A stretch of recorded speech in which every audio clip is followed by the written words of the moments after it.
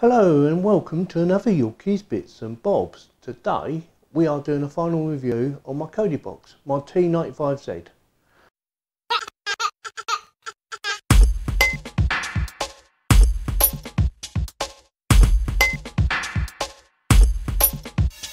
I've had it just over a year now and I thought it's about time I told you what I think about it. Obviously I've done an unboxing and I gave you my reviews in the past, but this is my final review on this device. As you can see, it's my main Kodi box in my main TV, on my main TV.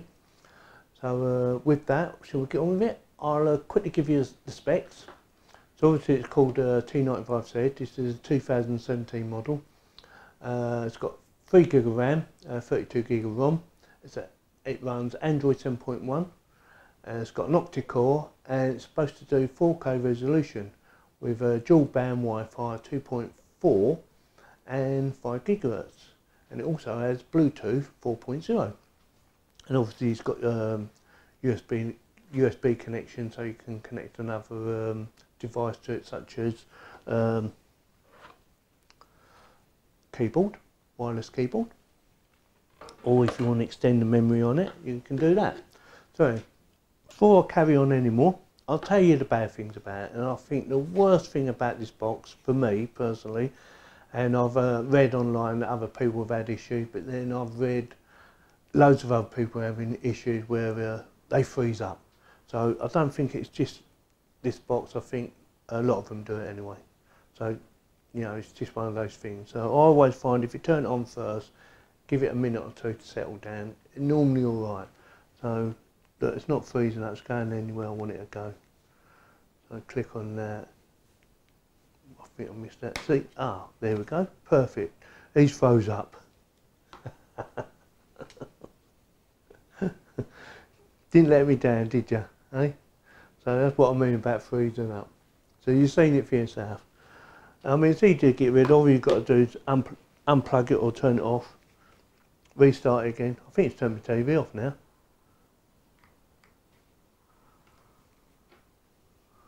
Is it going to start up? We'll do the unplug bit. Give it a second. Plug it back in.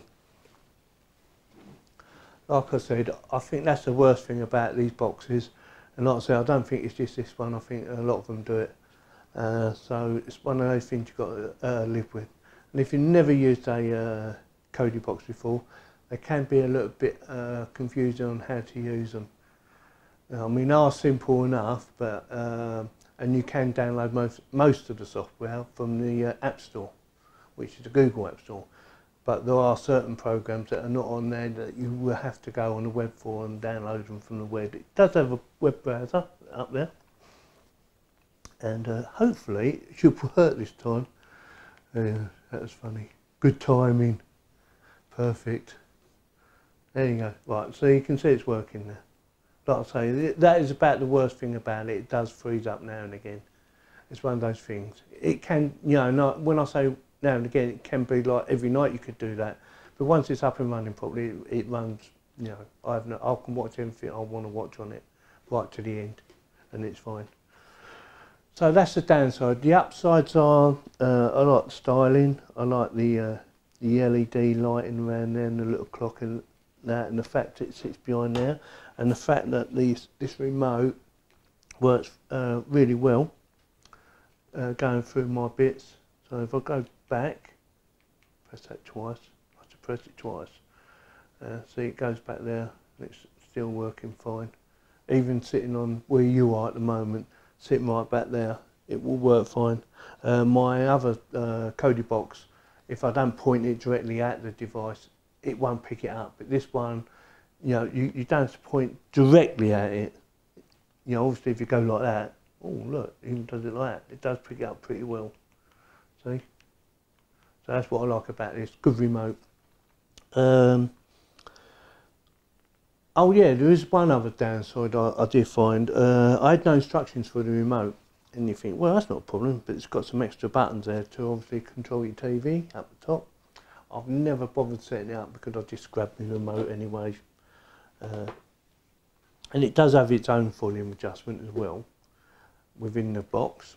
But yeah, so I suppose two. One, the lack of information for the remote, not a major thing, and the fact it does freeze up, as you've probably just seen. Apart from that, do I think it's worth the money? Well, yeah, I think it's good enough. Does what it's supposed to do most of the time. Like I say, the freezing up's probably the pain in the arse, but apart from that, I think it's pretty good. Anyway, so what I should do, I should put some links in the description for you, in case you decide you want to buy one.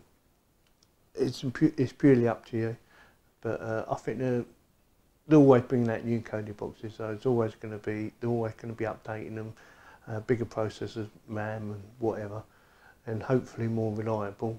So I don't really know if it's the actual box that's causing it or whether it's software. It's one of those things, because I don't think they test them properly, but that's the way it is.